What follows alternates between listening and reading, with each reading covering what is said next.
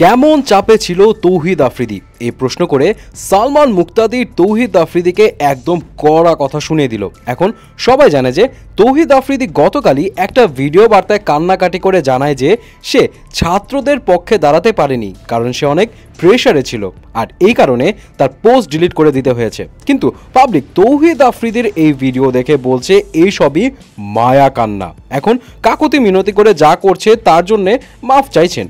এই ভিডিও আপলোডের পরপরই মানুষের তৌহিদ আফ্রিদির প্রতি মায়া জন্মানোর বদলে তৈরি হয় এক ধরনের ক্ষোভ, এবং বিষয়টা নিয়ে এখন দুটো এজেন্ডা তৈরি হয়েছে।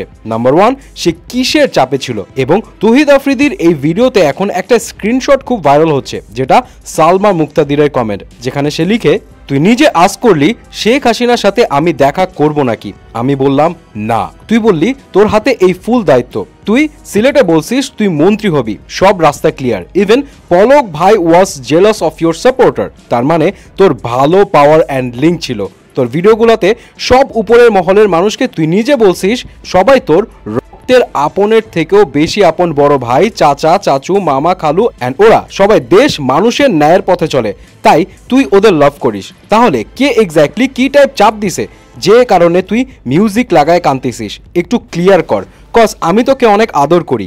আমি বিলিভ করতে চাই না যখন প্রতিদিন লাশ পড়তেছিল তখন তুই শুধু টিভি বন্ধ হয়ে যাবে এই ভয়ে কিছুই করতে পারিসনি উইথ এভরিথিং ইউ হ্যাড। আমি পার্সোনালি তোকে আদর করি, কারণ এতদিন জাস্ট বাচ্চা মেয়ে ছিল, বাট এখন লিটারালি আমার নিজের পরিচিত জুনিয়ররা মারা গেছে, জানালাতে আমার নিজের ছোট মেয়ে থাকতে পারতো, মানুষ ভাই বোন হারাইছে, রাস্তাঘাটে ওপেনলি ছেলে মেয়েদের অপ্রেস করা হয়েছে, আমরা সবাই থ্রেট খাইছি, ভয়ে ভয়ে বাসার বাইরে এক এক দিন এক এক জায়গায় ছিলাম, জাস্ট বিকজ আমাদের মনে হয়েছিল এই লাশগুলার রক্ত আমাদের হাতে থেকে যাবে যদি কথা না বলি ডিরেক্ট। তুই ফারাজ এরা মানুষকে ভরসা দেখাইছিস যে তোরা এদের পাশে থাকবি, তোরা সেভিয়ার, তোরা অনেক বড় হিরো, দামি গাড়ি, পুলিশ প্রোটোকল নিয়ে ঘুরে সব জায়গায় গিয়ে মানুষকে দেখাইলি তোরা দেশের মানুষের ছাড়া কারো কেয়ার করিস না, তোদের বুক ফেটে যাচ্ছে, টাকা নিয়ে দৌড় দিয়ে সবখানে ইমোশন কিনিস, তোরা কেমনে ভিকটিম একটু বুঝা।